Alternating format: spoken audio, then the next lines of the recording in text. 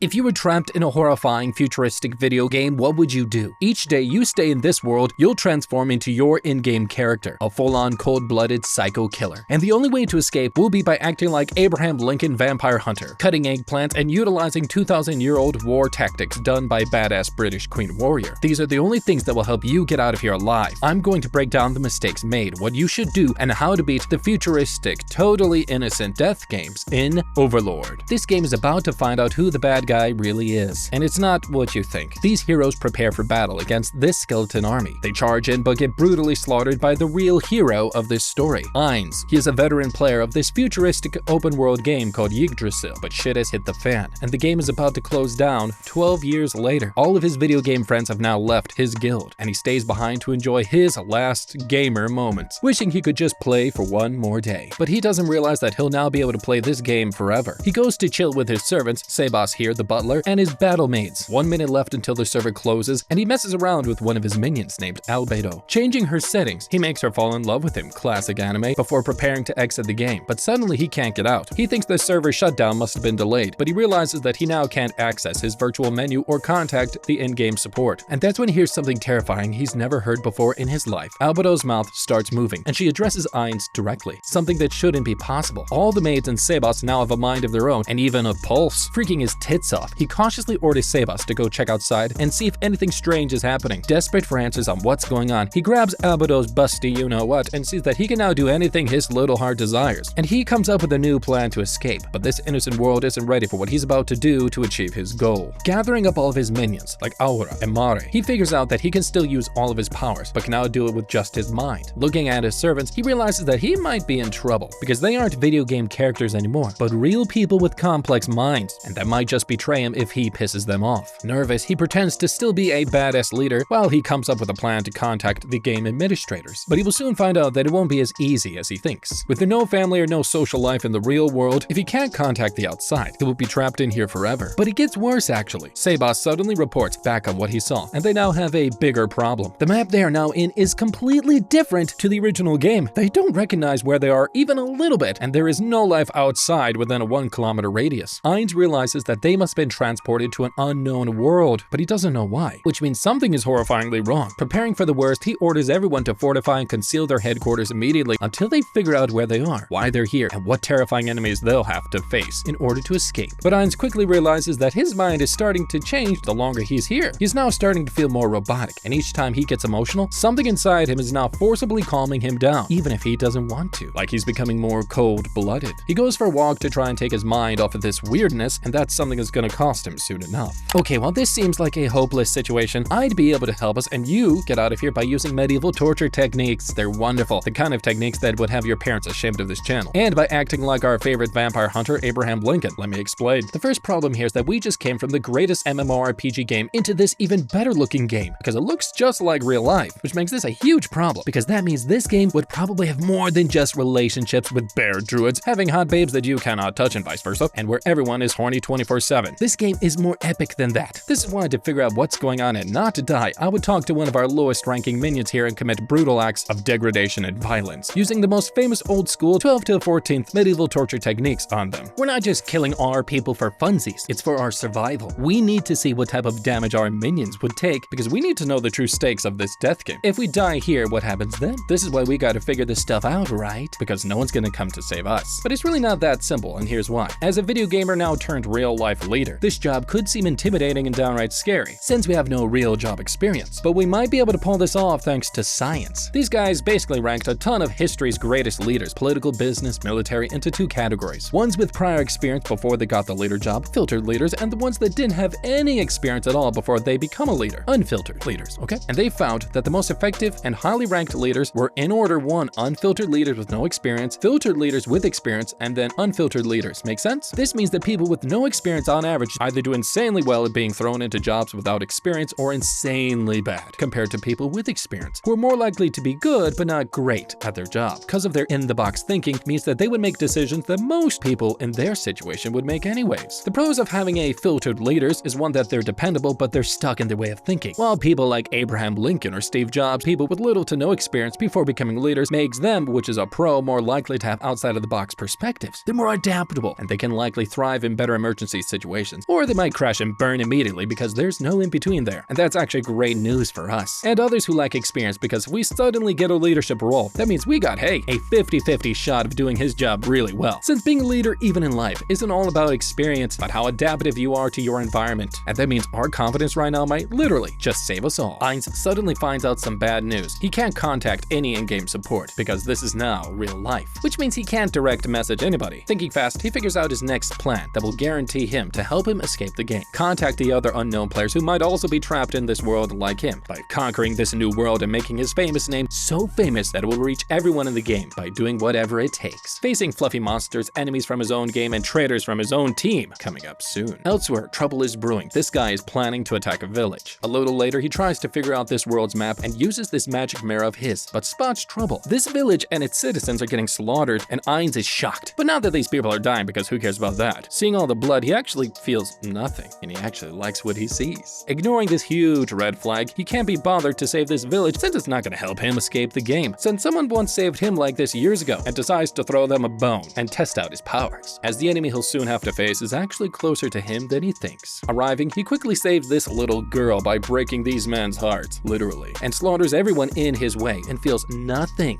Casting a spell on this corpse, he turns this bad guy into his zombie minion and orders it to go slaughter the rest of the knights. Just like that moment you finally get the dual blades on Assassin's Creed, it is glorious. Oh, I love it. And meanwhile, Albedo arrives to join the bloodshed. Ainz offers this little girl a red health potion and a horn. Blowing on this will call a goblin army to come protect her if she's in trouble. Telling her his cover name is Ainz, he orders her to spread the news of what he did, because he needs to become famous so other players can find out about him as soon as possible. And his death knights keep on freaking ripping apart these dudes, heads popping more blood, spewing the dead man wonderland. Blech. After, Ainz tells the strangers here to address him as his cover name Ainz. Sparing a few of the bad guys, he warns them to spread his legend throughout the land as soon as possible. He then gets to work and finds out more news about this world, how to escape, and what enemies will stand in his way. But that's when this village chief tells him what he wants to hear. If he wants to become more famous than One Punch Man or Superman, for example, he must take on one of the most badass jobs that you and me has ever seen and must become an adventurer. Legendary heroes that hunt monsters and flesh-eating beasts. To become one, he must go to a nearby city called E-Rantel, but he knows becoming an adventurer will also help him reach his second and even more important goal, to meet other real human players trapped in this world like him. And that's when their conversation is cut short by the sexiest looking warrior knight stud, Gazev Stronov. He says his men came to save the village, but thanks Ainz for picking up the slack. And that's when they hear a sinister rumble and something approaching them that will shock everyone, especially our hero to the core. The group takes cover while Ainz analyzes the enemy, which are magic casters, and their positioning, and notices they're from the slain theocracy, which means more trouble for him. These guys are the Special Forces unit. They're basically like if Harry Potter and David Goggins had a love child. Knowing these guys are as tough as magical balls, he calculates their odds of escaping alive, until the captain here suspects they want him dead. But that's when Ainz spots something that makes his skin crawl, and the one thing that will make him question his reality. He spots some enemies, and he recognizes that this belongs in his game.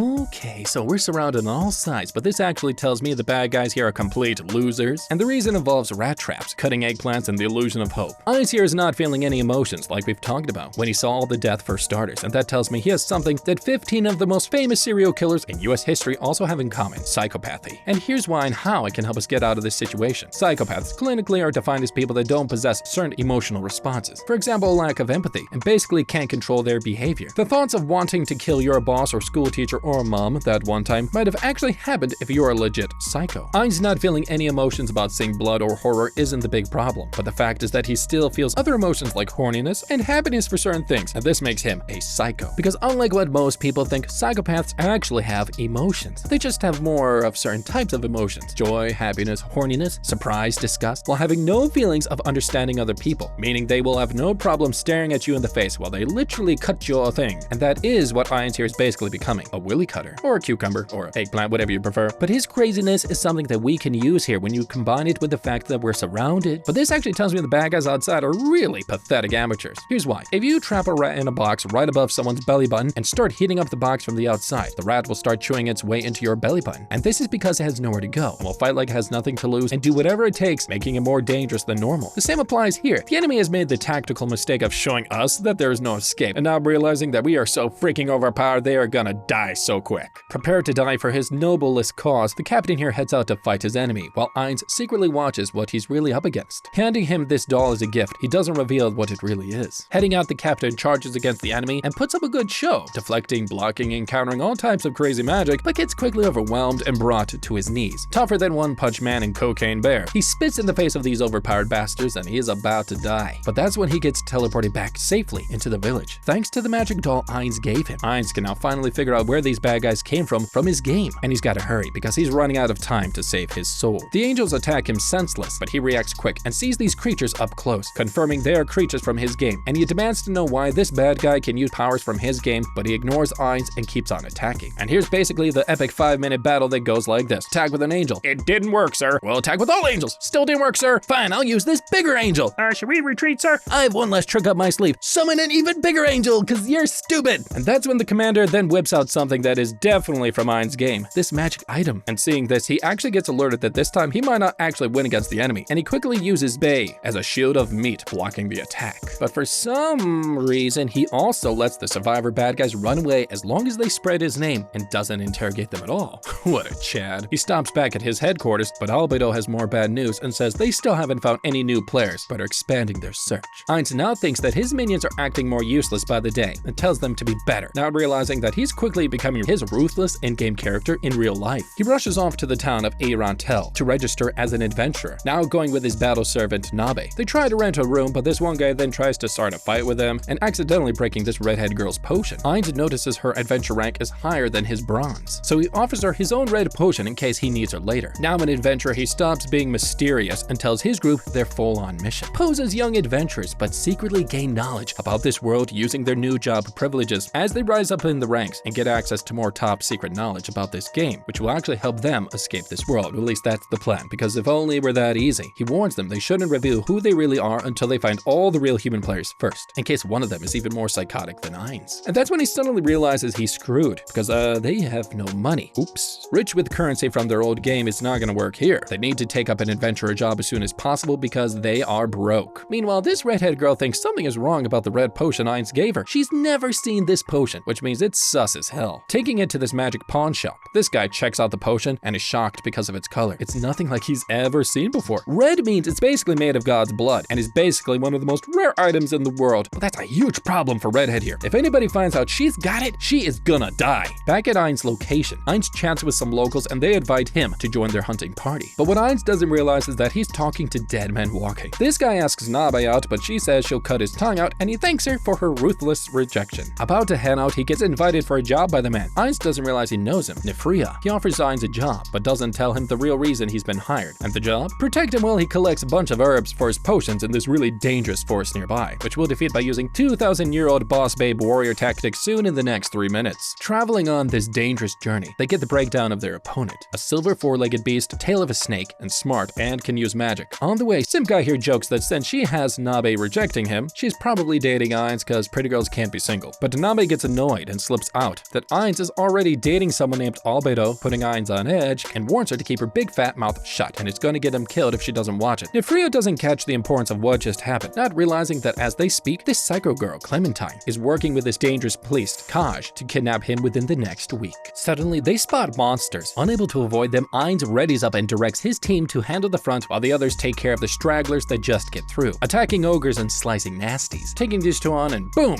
finito. Chilling out, Ainz takes a sec to remember his old adventure guild, making him determined to do whatever it takes to escape this game, even killing innocent men, but more on that later. They continue their dangerous journey while Ainz' worst nightmare works on tracking down Nfirea. With everything now in place, she plots her attack that will cost the death of hundreds of lives, including these adventurers, because they're gonna create a zombie army and take over the city of E-Rantel, and use the zombie army to help the priest become immortal. Great, by collecting death. Ainz' crew reaches a new city, Karna Village, but get ambushed by goblins. A brutal battle is about to happen when a familiar face shows up. Nfirea and Ainz recognize her, Henry, the girl that he saved and gave a goblin horn to at the very beginning, but who's also Nfirea's wife. Not recognizing him with his mask on, Ainz decides to keep his identity a secret, but Nfirea basically gets told how Henry survived the attack on her village, and she tells him that her savior had someone named Albedo with her, and he pieces together that her savior is actually Ainz. Rushing out to confirm this fact with Ainz himself, he comes clean to Nfirea. Thanking him for saving his village, he agrees to keep his real identity safe, and also comes clean about why he hired him. He wanted to learn how to make the red potion and use it for good, and Ainz agrees to help him if he keeps his real identity a secret. Focusing back on the main epic story, they head into the lethal forest, so Nfirea can collect his silly herbs, and they stay on the lookout for creatures that guard this area. The wise king of the forest. Ainz tells his minion Aura here to help him find and send the creature his way, so he can defeat it in front of everybody, because he gosh darn it wants some glory. Searching around, she finds it and pisses it off, and makes it attack the group of adventurers, just as Ainz wants. Getting closer, it announces its presence and warns them to leave before it rips them apart for lunch. I would rely on beating this thing by taking lessons from a Roman forest battle that happened 2,000 years ago and a badass ancient British babe that took out 70,000 soldiers. Because first off, they don't exactly know what we're up against, but conveniently, here's its strengths. But did you just catch what I just said? These guys rushed in without thinking too much of what they were up against, and it's super obvious. Even if they are badass, it is bad advice to show people if you are ever up against a huge-ass monster in a futuristic video game, because it would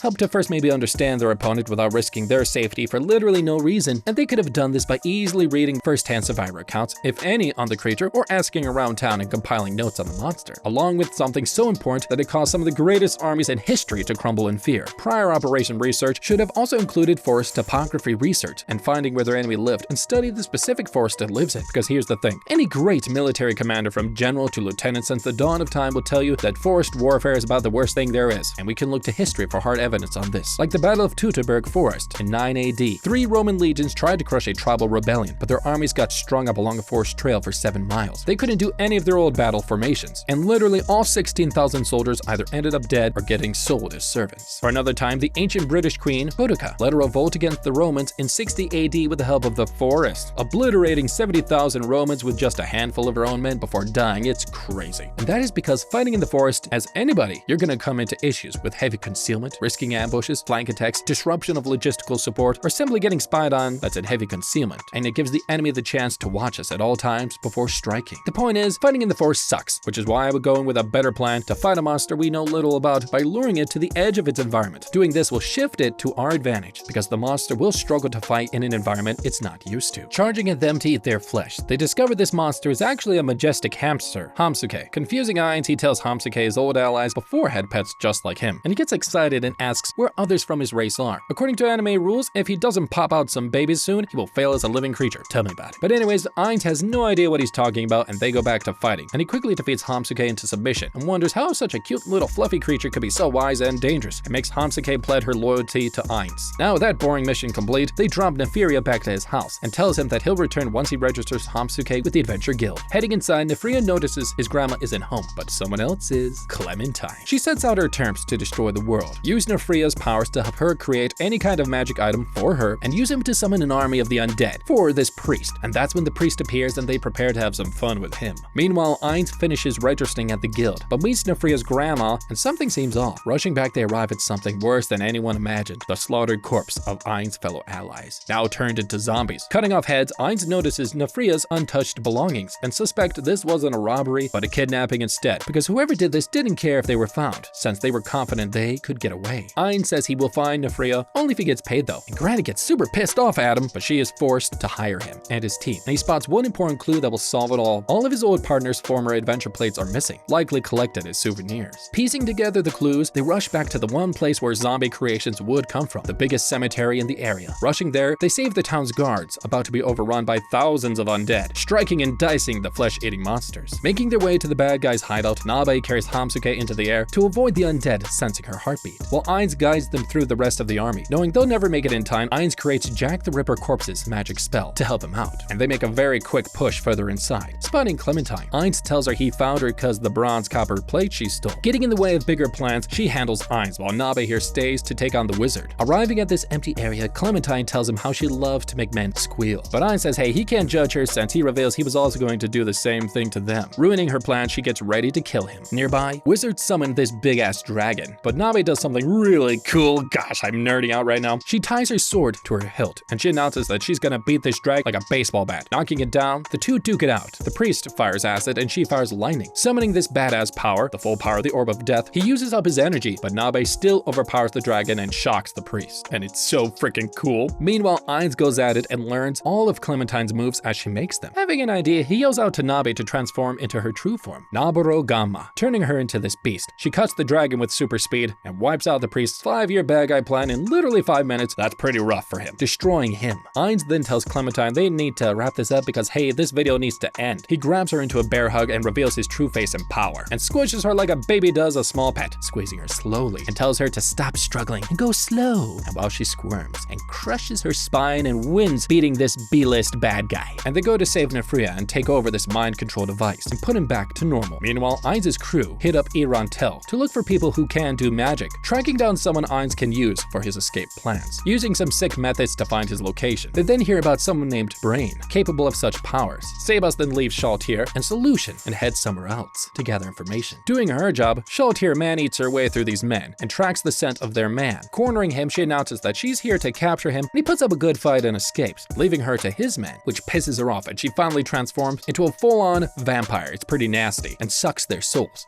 Finally getting near, she spots Enri and the red potion she's carrying. Finding out that she got it from E-Rantel. Not wanting the survivors to get away and reveal who she really is, she gets ready to kill them, but runs into these magic casters and quickly gets mind controlled. That is something I was not expecting. The news spreads to Ainz of what just happened. He's lost one of his best warriors, and everyone thinks Shalltear has rebelled against him. But Ainz knows this can't be true and thinks she must have gotten mind controlled, but it shouldn't be possible for NPCs to get mind controlled. And he sets out to find her and find out how and why this can happen with NPCs, or else his headquarters Nazarick will be at stake. But shit has already hit the fan. The next day he gets called in by the Adventurer Guild. They tell him what he's worrying about. A vampire appearance in this city has just happened, and all members must stop her before it gets out of control. Ainz must save Shalltear before they kill her, and he plays it cool and he tells the member that he's actually been hunting down this vampire for months and already has plans to capture her, claiming he can handle this job alone, and he offers his conditions. He wants to level up his adventurer rank when he completes the job, and the leader of the guild accepts, but this one dude demands to tag along with Ainz to help him. Annoyed, Ainz lets him, but on the journey later double crosses him and kills him in cold blood. It's pretty awesome, and uses his minions to do his dirty work because no one can find out who Shalltear or him really are. He orders them to bring back his body to headquarters to experiment on, because maybe they can turn him into a high-level zombie servant. On the lookout, they eventually spot Shalltear alone in this field, and Ainz uses a spell on her to remove the mind control, but it doesn't work, horrifying Ainz, and this means a world item has been used to mind control Shalltear, since it's the only thing that can defeat Ainz's spell. Escaping before it's too late, he returns to headquarters and orders Albedo to raise their base security level as soon as possible because everyone here is in danger. And he also calls his guardians to return immediately to prepare for what's coming. Okay, it's so obvious he was walking into a trap because of where Shalltear is. There's a much easier way to at least try to get an edge before battling her. Shalltear here makes it obvious that she's trying to lure him in the middle of the battlefield, but before showing up there, I would have first tracked down and looked into the area where she got brainwashed, as we might find some clues here. Hello? Even if we didn't, one thing's for certain. Going up to ask her who was responsible for all of this while she was brainwashed and now probably against us means she probably would not have told us anything anyways, which means Ainz is strong, but he's not that smart. But there is a bigger problem. Ainz thinks that Shalltear's mind control spell was caused by another player currently hiding in this world. Arming up, they head to their mausoleum to acquire the only thing that can protect them, world-level items, the strongest weapons in the game, meaning the caretaker of this place, Pandora's actor. He looks through his arsenal but reveals to Albedo that he wants his minions to use these world items to protect themselves, while he actually handles Shalltear all alone, because he's the only one who can defeat her. Heading back solo, he notices the person mind-controlling Shalltear isn't there. Confused, he combines all of his powers and magic and blasts her, but she's still standing and he's like, yeah, shit. Now transformed into full battle gear, she chuckles but then gets confused of what she's doing and questions her actions like a crazy person. Suddenly turning evil again, she attacks Ainz and the two duke it out, all except one. Shalltear pulls out some moves Ainz has never seen before, forcing Ainz to amp up his moves with precision. She then takes out a special move, taking out all evil animals, killing them immediately, while she gains their health into hers, and she pulls out this move and attacks Ainz, and makes his health level low. About to kill him, Ainz reveals that he's used a false data spell, basically making it seem like he's low on health and powers, and even pretended to be shocked by her skills because he's so freaking overpowered, and it's awesome. Because he actually knows all of it, because he went through all of the NPC settings way earlier. His nerd ass knows all about them, what they're capable of, and he levels up into a warrior form and uses all of his weapons he picked up earlier, finally defeating Shalltear with the strength of his guild. Fast forward a bunch of hodgepodge later moments, Ainz resurrects Shalltear, but she has no memory of what happened, and reveals that his butler Sebas was actually bait this whole time, and was instructed to go and lure in whoever mind-controlled Shalltear, because now they will likely target him. Ainz orders his scouts to patrol the area where Sebas is, because they will find out which real human player is out to get them, and in doing this, escape this game before it's too late, and before Ainz turns full evil. But what do you guys think about the video? Let us know what you like about it, and what you didn't like about it. Don't forget to like, subscribe, and leave a thumbs up down below, and as always, don't forget to check out our How to Be playlist.